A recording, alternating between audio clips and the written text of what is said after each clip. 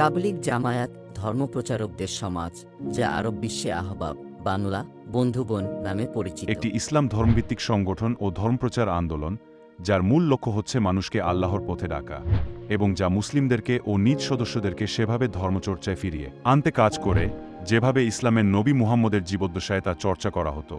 বিশ্বজুড়ে সংগঠনটির আনুমানিক 1.2 কোটি থেকে 8 কোটি অনুগামী রয়েছে, যার অধিকাংশই দক্ষিণ এশিয়ায় বাস করে এবং প্রায় 180 থেকে 200টি দেশে এর উপস্থিতি রয়েছে। 20 শতকের ইসলামের সবচেয়ে প্রভাবশালী ধর্মীয় আন্দোলনগুলোর মধ্যে অন্যতম হিসেবে গণ্য করা হয়। তবে হঠাৎ কি এমন হলো যে ইসলামের এত বড় একটা সফলতম সংগঠন দুই ভাগে বিভক্ত হয়ে গেল? কেন দুপক্ষের সংঘর্ষ হলো? আর কেনি বা বাংলাদেশে ইজতেমা দুইবার করতে হয়? এইসব জানবো আমরা এই ভিডিওতে। ভারতে মাওলানা ইলিয়াস কান্ধলভির হাতে সৃষ্ট তাবলিগ জামাত শুরু থেকেই ঘনিষ্ঠতা বজায় রেখেছিল কওমি মাদ্রাসার সঙ্গে। বাংলাদেশেও সেভাবেই এর সূচনা। তাবলিগ জামাতে মাদ্রাসা শিক্ষক ও ছাত্রদের উপস্থিতি বেশি দেখা যায়। 1995 সালে মাওলানা ইনামুল হাসান কান্ধলভি মারা যান। মৃত্যুর আগে তিনি তাবলিগের 100 সদস্যকে নিয়ে শুরা ব্যবস্থা প্রণয়ন করেন, যেন তার অনুপস্থিতিতে শুরা সদস্যরা সিদ্ধান্ত নিতে পারে। এটি 2015 সাল পর্যন্ত বলবৎ ছিল।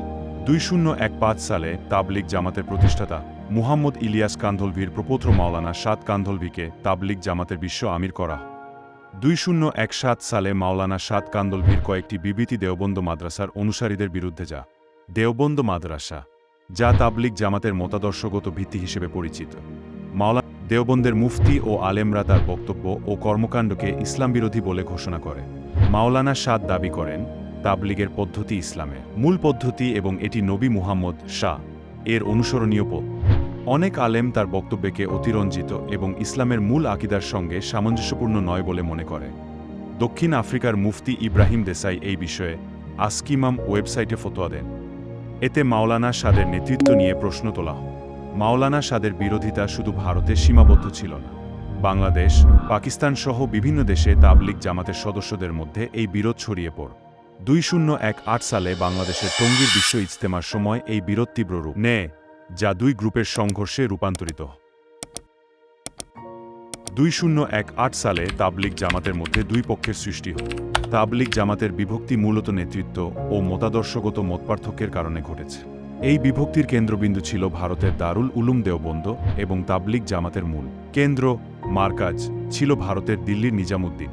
মাওলানা সাদের নেতৃত্বে নিজামুদ্দিন মারকাজ তার নিয়ন্ত্রণে থাকলেও বিরোধী দল তার নেতৃত্বকে অস্বীকার করে আলাদা কেন্দ্র স্থাপনের দাবি তোলে।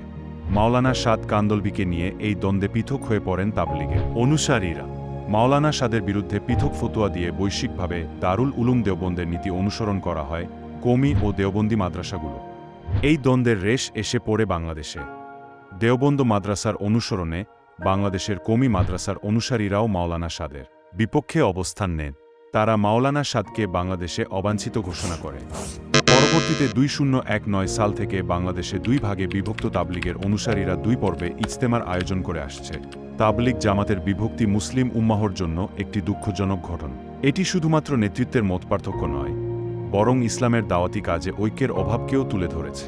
দুই পক্ষের মধ্যে আপস ও সমঝোতার মাধ্যমে এই সমস্যার সমাধান সম্ভব।